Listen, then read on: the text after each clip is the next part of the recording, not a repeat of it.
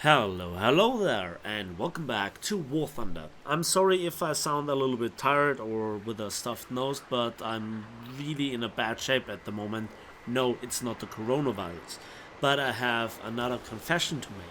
The background footage that you can see is a kill/scene compilation in the Hunter FGA.9, the British battle rating 9.7 premium jet, and this is indeed my very first Hunter experience. I never really touched the Hunter F1 despite what Mike Goes Boom kind of hyped about it. I also never really touched a Hunter F6 despite having access right from the start to the SRAM missile systems that can pull up to 20 Gs and are pretty good at one-shotting stuff at close quarters without the missiles really deviating too much. And now I thought to myself, well, I want to grind the Phantom FGR too. And so I finally requested from Gaijin the Hunter FGA.9. But it might have been a little bit too late, because I think that the Hunter series have seen their glory days in War Thunder, and I just want to talk about this in a moment. But the majority of the arguments contribute around this plane being a premium jet. So this is not for the very best of best players out there. This is for more or less average players that think about purchasing this plane right now. And I actually have to say a better option is to put a talisman on the Hunter F6 if you have it, or look for another option. And to be honest, the Meteor F Mark 8 Reaper is also not the favorite jet that I ever played. So, yeah, it's a bit rough for the British in my opinion. But it also could be worse. The plane itself is not terrible. The problem is that it got power crap, that it got feature crap, and that it is just always fighting superior opponents, because it gets always thrown versus 10.3s. I'm not exaggerating when I say that I have like 80 to 90% of up tiers, and we have a lot of mixed matches where you fight just the Phantoms and also the MiG-21s versus them and with them. So to be at the right spot at the right moment to make your weapon systems work is not the easiest of tasks. So let's go through the facts. What brings this plane to the fight? Well, we begin with four 30mm Aiden cannons with 600 rounds between them, 150 rounds per gun.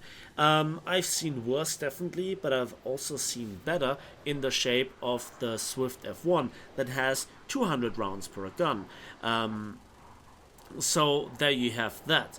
And then we also have a quite nice selection of ordnance, up to 4 1,000-pound bombs, then up to 36 rockets, the snap rockets with 300 millimeters of penetration, and also additional 1,000-pound bombs in the best CAS loadout. But when we are talking about RRB, obviously the AIM-9Es are the thing to use. You have two of them, and you know they can lock on in rear aspect on an enemy plane at 5.5 kilometers. The guidance is infrared, and then the maximum speed is 800 meters per second, and they have a maximum overload of 10 Gs. So let's talk about how effective those weapon systems are. First of all, the 30mm, there are not the highest mass velocity, but still pretty decent. The rate of fire together with the amount of guns is quite high, so it's rather rare that somebody flies through your shell rain. And again, you don't have to be that spare with your trigger finger. You don't have to be that disciplined. There are always some short bursts that you can give without running dry. But they are mounted at the very bottom of the fuselage, while a lot of the Soviet planes share this kind of weapon placement, especially MiG-15s, MiG-17s, etc. You know, you have to get used to it. But again, if you're a hunter lover, you kind of know what you're how to handle them. And you also have then stealth belts and also air target belts. And the stealth belt as well as the default belt as well as the ground target belt are pretty useful when it comes to the late game, cracking open those light pillboxes together with the said armament. So when it then comes to air RB, The plane has one trick upon its sleeve, and that is the straight line speed. And you can go 1,148 kilometers per hour at sea level. And the energy retention is amazing, right? But then that's it, because the plane is a heavy brick. It's really not maneuverable, and to shake then air-to-air missiles, to kind of go into any sort of maneuvering fight versus enemy planes, that's just not gonna work for me. And so you really have to rely on your team, and you then have to be kind of a little bit of a vulture. So with that in mind, I have to say that if there are so many planes around you that just are better in acceleration, better in the climb, better in the top speed, have just better and more air-to-air missiles, you kind of see that it is a bit of a problem if you get uptiered all the time. And this is a plane that should make you the silver lines and the RP to grind through the tech tree to the top tier jets. But it's just not really that effective. I have played better jets. I have played the MiG-21s myself, and while I don't really master them, I just got good enough results to know how they can be made work. They're just snappy in the turn. They are just really always like 5 kilometers above you already right from the start. And the same goes then for trying to catch some of the other straight line beasts, such as the Phantom and the air-to-air missile. You really only have a chance when the enemy is already in a precarious situation. So it's just good for securing kills, not to make those astonishing kills. And you're just not really meeting all that many Volturs that you can shoot down, where you also have only 2 air-to-air missiles. And without them, I kind of feel naked, but they are not really giving me that much confidence either. The plane is beautiful. I love how it behaves in the rather rare down tiers, but even in the rather rare down tiers, this is by no means a guarantee that you will come off better right from the start. You still have to go in with a lot of discipline. You still have to plan ahead.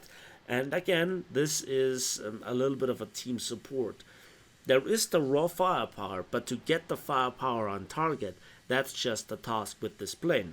Now, talking about this in 2 different aspects. First of all, I'm not really impressed by the civil line modifier because it's only 2.5. The highest that any plane has in the game is 2.7. This is not a cheap premium. And then on top of this, as I said, you have the difficulties, especially in the endgame scenario, dealing with MiG-21s, dealing with the Phantoms, etc. And there are mixed matches. And then even if you fight another Hunter, I think that the Hunter F6 in a 1 versus 1 is just better. And not just because of the SRAMs, but the SRAMs alone give it such a massive advantage, because it has 4 of them, and they can pull up to 20 Gs. So you never really have an advantage versus this, and you fight it over and over again. That's the problem. And then, because I do not really intend to play it that much, this plane's expert qualification costs you 1.64 million silver lines. It requires so many battles to even make that amount of silver lines, to have the qualification to make this plane work, because without it, at the high speed turns where you kind of have this amazing energy retention, your pilot blackens out after like a quarter of a turn. It's like amazing, even though you have the pressurized what's it called? Sorry about this. Even if you have the G suit, and even if you have a fully trained pilot otherwise.